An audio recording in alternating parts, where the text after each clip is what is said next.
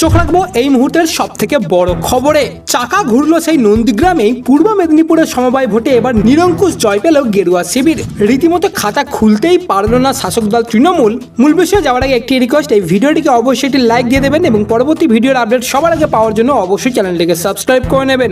আমাদের কর্মীরা নন্দীগ্রামে লাড্ডু বিতরণ করবেন, আজ এমনটাই ঘোষণা করলেন উচ্ছ্বসিত শুভেন্দু অধিকারী।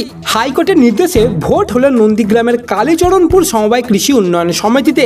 12 আসনের মধ্যে 12টিতেই জিতলেন বিজেপি সমর্থিত প্রার্থীরা। একটি আসনও দখল করতে পারল না তৃণমূল। এই জয়ে রীতিমতো আনন্দের ঢেউ উঠেছে গেরুয়া শিবিরে। ভোটের আগে শুভেন্দু অধিকারী ঘোষণা করেছিলেন, সব আসনে জিতবো, লাড্ডু বিতরণ করব, এবং বাস্তবেও সেটাই হলো।